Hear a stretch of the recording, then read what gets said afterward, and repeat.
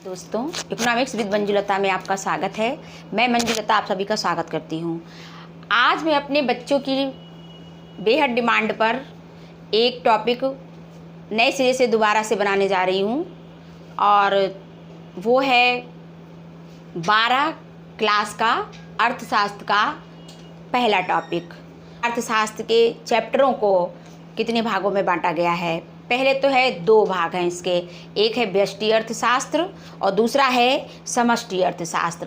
पहला भाग है व्यष्टि अर्थशास्त्र और दूसरा भाग है समष्टि अर्थशास्त्र। तो इसके अंतर्गत हम अध्ययन करेंगे पहले व्यष्टि अर्थशास्त्र के अंतर्गत कितने चैप्टर हैं और उन चैप्टरों के अंतर्गत कितने कितने टॉपिक हैं। तो आइए जान लेते हैं पहले कि हम किन चैप्टरों का अध्ययन व्यष्टि अर्थशास्त्र के अंतर्गत करने वाले हैं, खासकर क्लास 12 के बच्चों के लिए।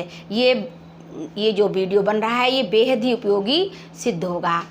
अब हमने जाना कि व्यष्टि अर्थशास्त्र के अंतर्गत किन किन चीज़ों का हम अध्ययन करते हैं। पहला अध्ययन होता है परिचय और दूसरा होता है उपभोक्ता के व्यवहार का सिद्धांत। तीसरा है चैप्टर इसका उत्पादन तथा लागत और चौथा है पूर्ण प्रतिस्पर्धा की स्थिति में फर्म का सिद्धांत और पांचवा है बाजार संतुलन और छठवां है पूर्ण प्रतिस्पर्धा रहित बाजार।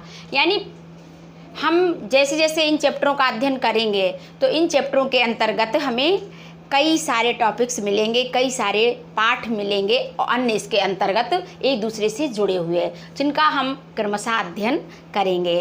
क्योंकि कुछ बच्चों ने कहा कि मैडम हमारी समझ में नहीं आ रहा है कि व्यष्टि अर्थशास्त्र और समष्टि अर्थशास्त्र को हम कैसे पढ़ें। तो मैं इस वीडियो के माध्यम से उनको समझाना चाह रही हूँ कि पहले हम व्यष्टि अर्थशास्त्र के बारे में जो ये हमारे 6 चैप्टर बताए गए हैं हम इनका अध्ययन करेंगे क्रमशः और फिर इसके बाद हम समष्टि अर्थशास्त्र के जो भी चैप्टर हैं उनका भी हम एक के बाद एक क्रमशः अध्ययन करेंगे 1 बाय 1 करके।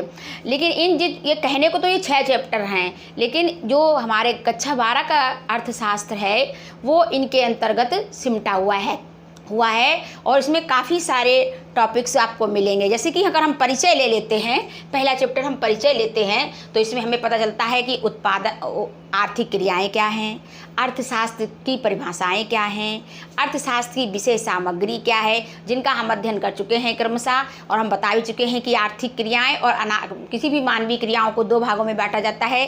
पहला है आर्थिक क्रियाएं और दूसरा है अनार्थिक क्रियाएं। तो अनार्थिक क्रियाएं वे होती हैं जो हम कार्य करते हैं जिनके बदले में हमें पैसे की प्राप्ति या रुपए पैसे की प्राप्ति, धन की प्राप्ति नहीं होती है, तो वो हमारी अनार्थिक क्रियाएं कहलाती हैं। और अर्थशास्त्र में मानव की आर्थिक क्रियाओं का ही अध्ययन किया जाता है, जिनके बदले में हमें रुपया मिलता है, धन की प्राप्ति होती है, वो हमारी क्रियाएं आर्थिक क्रियाएं कहलाती हैं। जैसे मास्टर का पढ़ाना, डॉक्टर का रोगी को देखना, किसान का अपनी फसल को बेच करके धन को प्राप्त करना, उत्पादन करके अपने धन को प्राप्त करना, इस तरीके से ये क्रियाएं होती हैं जो कि आर्थिक क्रियाओं के अंतर्गत आती हैं। तो हम इनका अध्ययन एक चैप्टर के अंतर्गत हम कई टॉपिकों का अध्ययन करेंगे कि आर्थिक और आर्थिक क्रियाएं क्या हैं या अर्थशास्त्र की विषय सामग्री क्या है, अर्थशास्त्र की परिभाषाएं क्या हैं, उसको कितने भागों में बांटा गया है, इसका अध्ययन हमने क्रमशः किया। और ये इसलिए भी मैंने इसको बनाने का निर्णय लिया क्योंकि जब लॉकडाउन हुआ और शासन की तरफ से आदेश आया कि आप ऑनलाइन बच्चों को टीच करिए, तो जब ये टीचिंग का नया तरीका शुरू हुआ तो इसमें मैंने देखा कि बच्चों को बहुत ही परेशानियों का अनुभव करना पड़ा, क्योंकि जो भी लोग पढ़ा रहे थे वो 1 बाय 1 करके क्रमशः उनको क्रम से उनको इस अध्ययन की सामग्री को नहीं दे रहे थे और बच्चे बहुत परेशान हो रहे थे। तब मैंने इस बात का निर्णय लिया या सोचा मैंने कि मैं बच्चों को इस तरीके से वीडियो बनाऊं जिससे सरलतम तरीके से उनके पास अर्थशास्त्र की विषय सामग्री जो केवल कक्षा 12 के लिए ही उपयोगी हो वो उन तक सरलतम तरीके से पहुँच सके। तो अब हम जान लेते हैं। फिर इसके बाद है उपभोक्ता के व्यवहार का सिद्धांत। उपभोक्ता के व्यवहार का सिद्धांत के अंतर्गत हमने उदासीनता, तटस्थता वक्र, उपभोक्ता के व्यवहार का क्या सिद्धांत है, कई सिद्धांतों का हमने अध्ययन किया। पूंजीवाद का अध्ययन किया, समाजवाद का अध्ययन किया, मिश्रित अर्थव्यवस्था क्या है इसका अध्ययन किया, तटस्थता वक्र क्या है इनका अध्ययन किया। हमने इनके हम वीडियो बना भी चुके हैं और हम आज जिस टॉपिक पे आते हैं उस टॉपिक का नाम है उत्पादन तथा लागत। तो सबसे पहले हम इसमें जानेंगे उत्पादन का क्या अर्थ है और इसके क्या रूप हैं, क्या प्रकार हैं इसके, और उत्पादन मनुष्य कैसे करता है। जान लेते हैं उत्पादन। उत्पादन क्या है? उत्पादन का अर्थ, प्रकार, उपादान और उत्पादन का अर्थ। उसके अंतर्गत हम जानेंगे उत्पादन का अर्थ, उत्पादन की परिभाषाएं, उत्पादन के प्रकार और उत्पादन की विशेषताएं, उत्पादन तथा उपभोग में संबंध, उत्पादन के साधन। इस चैप्टर के अंतर्गत हम उत्पादन के सारे जो साधन हैं, जो उसकी विशेषताएं हैं, उत्पादन का अर्थ क्या है, उत्पादन की परिभाषाएं क्या हैं, इनका हम अध्ययन करेंगे। तो पहले हम जान लेते हैं उत्पादन का अर्थ क्या है। उत्पादन, अर्थशास्त्र में उत्पादन का अर्थ बिल्कुल अलग है। मनुष्य ना तो भी किसी भी वस्तु का पूर्णतया निर्माण करता है और ना पूर्णतया विनाश करता है। कि जैसे कि अगर वो लकड़ी को जलाएगा तो लकड़ी कोयला हो जाएगी और कोयला को जलाएगा तो वो राख हो जाएगी, लेकिन राख के अस्तित्व को मिटा नहीं सकता। तो ये चीज़ बिल्कुल इसी तरह से इसमें भी सत्य है कि अर्थशास्त्र में उत्पादन का अर्थ है मनुष्य किसी भी पदार्थ के में उपयोगिता में वृद्धि करता है और उसी को उत्पादन कहते हैं। उसके वो भौतिक रूप को, मौलिक रूप को वो तैयार नहीं कर सकता है।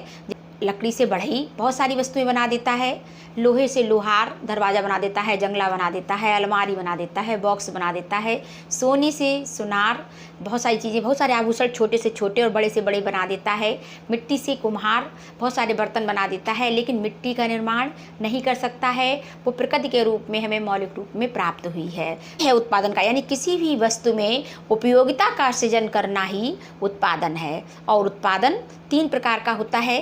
पहला होता है कुल उत्पाद, और दूसरा होता है औसत उत्पाद, और तीसरा होता है सीमांत उत्पाद। उत्पादन फलन, उत्पाद फलन भी होता है जिसका हम अध्ययन इसमें भी हम करेंगे। उत्पाद फलन होता है कि किसी भी वस्तु को हम जब उपयोग करते हैं या उत्पादन करते हैं तो उसमें कई सारे साधन लगते हैं। इनको हम अर्थशास्त्र में आदाओं के रूप नाम से जानते हैं। आदाओं का जो आदाएं होती हैं इनका फलन ही उत्पादन का फलन कहलाता है। तो ये और हम जान लेते हैं। अब आइए उत्पादन की परिभाषाएं। उत्पादन की परिभाषाओं में सबसे पहले हम जान लेते हैं परिभाषा की, उत्पादन की परिभाषा क्या है। उत्पादन की परिभाषा में सबसे पहले नाम है एली का, मार्शल का और फेयरचाइल्ड का, डॉक्टर बसु का। तो जान लेते हैं पहले फेयरचाइल्ड ने क्या कहा है। फेयरचाइल्ड ने कहा है संपत्ति को और अधिक उपयोगी बनाना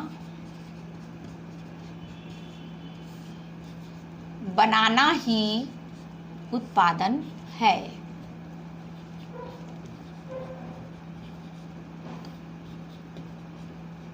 परिभाषाओं के बारे में मैं यही आप लोगों से कहूँगी कि आप लोग किताब का सहारा लीजिए और उससे उन परिभाषाओं को देखिए, क्योंकि परिभाषाओं के बारे में कहते हैं कि परिभाषा डिक्टो उसी के कथनानुसार होनी चाहिए, चाहे वो फेयरचाइल्ड हो, चाहे वो मार्शल हो, चाहे वो पेंसन हो, चाहे वो रीड हो, जो भी अर्थशास्त्री हैं उनका अगर हम नाम लेते हैं तो उनके अनुसार ही परिभाषाएं होनी चाहिए। इसके बाद हम आ जाते हैं उत्पादन के प्रकार। उत्पादन के प्रकार को 6 भागों में बांटा गया है।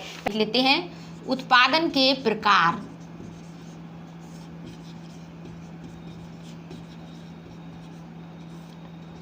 पहला है रूप परिवर्तन द्वारा,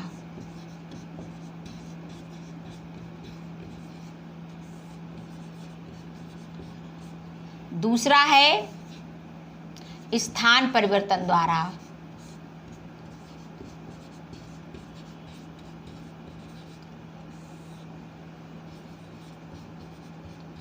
और तीसरा है ज्ञान द्वारा,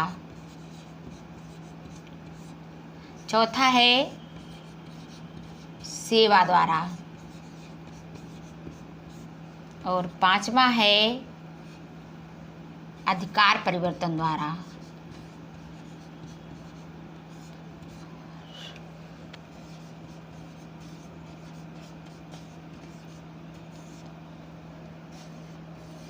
और परिवर्तन द्वारा, समय परिवर्तन द्वारा। अब इनका अध्ययन हम क्रमशः कर लेते हैं। देखिए, रूप परिवर्तन द्वारा जैसे कि मिट्टी होती है वो घड़े बन जाते हैं, सुराही बन जाती है, चिलम बन जाती है, तो लोग इसका प्रयोग करते हैं। किसी भी वस्तु के रूप रंग में परिवर्तन के द्वारा जब उत्पादन होता है, बढ़ई का जैसे उत्पादन करना, लोहार का उत्पादन करना, कुम्हार का उत्पादन करना, ये रूप परिवर्तन द्वारा है। फिर है स्थान परिवर्तन द्वारा। स्थान परिवर्तन द्वारा जैसे कि जंगल में लकड़ियाँ होती हैं, उन लकड़ियों को अगर हम शहर में आकर बेचें तो उनका मूल्य बढ़ जाता है और ये उत्पादन स्थान परिवर्तन के द्वारा हो जाता है। या गंगा के किनारे पड़ी रेत या जंगल में पड़ी लकड़ियों का कोई महत्व नहीं होता, लेकिन जब वो शहर में आ जाती है, रेत हो या लकड़ी हो। इसके बाद है ज्ञान द्वारा। ज्ञान द्वारा जैसे कि बहुत सारे विज्ञापन होते हैं जिनके द्वारा हम कंपनियों के माल के बारे में जानते हैं, उत्पादन के बारे में जानते हैं और उनका हम प्रयोग विज्ञापन के द्वारा या कोई पेपर के द्वारा, समाचार के द्वारा जानते हैं और हम उसका प्रयोग करना शुरू कर देते हैं। फिर है सेवा द्वारा, जैसे डॉक्टर की सेवा, मास्टर की सेवा, नर्स की सेवा, इसके द्वारा भी उत्पादन होता है। अगला है अधिकार परिवर्तन के द्वारा। इसको हम इस बात से जान लेते हैं जैसे कि कोई पुस्तक विक्रेता है और उसके पास पुस्तक है, अर्थशास्त्र की पुस्तक है, लेकिन उसके लिए उस पुस्तक का कोई ज़्यादा महत्व नहीं है, लेकिन जब वो पुस्तक किसी छात्र के या विद्यार्थी के पास आ जाती है तो उसके ज्ञान में वृद्धि हो जाती है, उसका उत्पादन होता है। समय परिवर्तन के द्वारा जैसे कि चावल पुराना या पुरानी शराब या पुराना गुड़, ये बहुत ही उपयोगी होता है और लोग इसका प्रयोग करते हैं और ज़्यादा कीमत दे करके करते हैं। तो ये है उत्पादन के प्रकार। फिर हम जान लेते हैं उत्पादन की विशेषताएं क्या हैं। तो आइए जान लेते हैं। पहली बात तो ये है उत्पादन का कि उत्पादन एक प्रक्रिया है जिसमें तुष्टि गुण होता है और तुष्टि गुण होता है तभी तो उसका प्रयोग करते हैं लोग। दूसरा है उत्पादन में वस्तु अथवा सेवा का मूल्य होता है।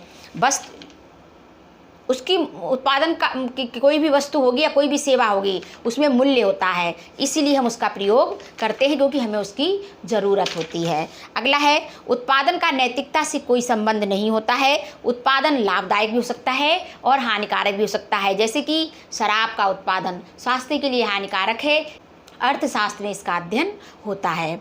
और उत्पादक की कार्य कुशलता पर निर्भर होता है, क्योंकि जितना उत्पादक जो उत्पादन करता होगा वो जितना कुशल होगा, जितना योग्य होगा, जितना कर्मठ होगा, जितना निडर होगा, जितना साहसी होगा, उतना ही उत्पादन ज़्यादा वो कर लेगा। तो ये था उत्पादन और उत्पादन के विशेषताएं, उत्पादन की विधियां।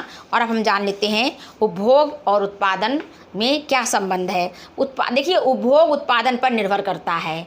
चूँकि उपभोक्ता को आदि और अंत माना गया है आर्थिक क्रियाओं का, लेकिन अगर उत्पादन नहीं होगा तो उपभोगकर्ता उसका उपयोग नहीं कर पाएगा, उन वस्तुओं का उपभोग नहीं कर पाएगा। इसीलिए दोनों ही एक दूसरे पर निर्भर हैं। उपभोग उत्पादन पर निर्भर है और उत्पादन उपभोग पर निर्भर है, क्योंकि उपभोग जो होता है वो उत्पादन के स्वभाव को निश्चित करता है। जैसे आप देख लीजिए, नैनो कार देख लीजिए, ओमनी कार देख लीजिए, या साबुन देख लीजिए, बहुत सारे पेस्ट देख लीजिए, तेल देख लीजिए, खाने की सामग्रियों में देख लीजिए कि जब भी पहले मोटा अनाज कितना चलता था और लेकिन अब इतना मोटा अनाज नहीं चलता है। लोग गेहूं और चावल का अधिक उपयोग करते हैं। उत्पादन उपभोग को संभव बनाता है। हमने आपसे पहले भी कहा कि जब उत्पादन होता है, जैसे कि पहले मोबाइल नहीं था, गैसें नहीं थी, गैस चूल्हे पे खाना नहीं बनता था, लोग चूल्हा पे खाना बनाते थे, लेकिन आजकल अब जैसे जैसे नित्य नए आविष्कार हो जाते हैं उत्पादन के द्वारा, लोग उनका प्रयोग करना शुरू कर देते हैं। इसके बाद है उत्पादन जो है उत्पादन उपभोग की सीमा को निर्धारित करता है।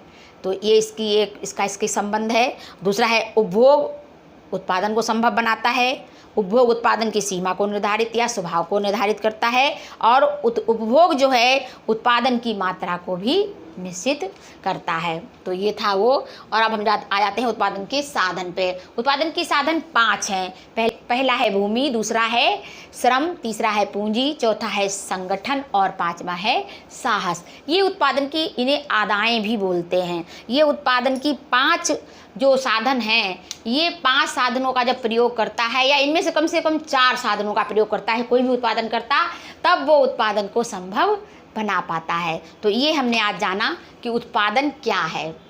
इसके अगले टॉपिक में हम आपको पढ़ाएंगे कि उत्पत्ति के नियमों के बारे में, जो कि हमारे उपभोग, उत्पादन और लागत चैप्टर के अंतर्गत जो हैं टॉपिक उनका अध्ययन हम करेंगे कि अभी हमने अध्ययन किया उत्पादन क्या है, करेंगे क्रमशः इसमें जो जो टॉपिक आते जाएंगे हम उनका अध्ययन करते जाएंगे। धन्यवाद। और इसके साथ ही मैं फिर कहना चाहूँगी कि मेरे जो चैनल को यूट्यूब चैनल को शेयर करें, सब्सक्राइब करें और लाइक करें।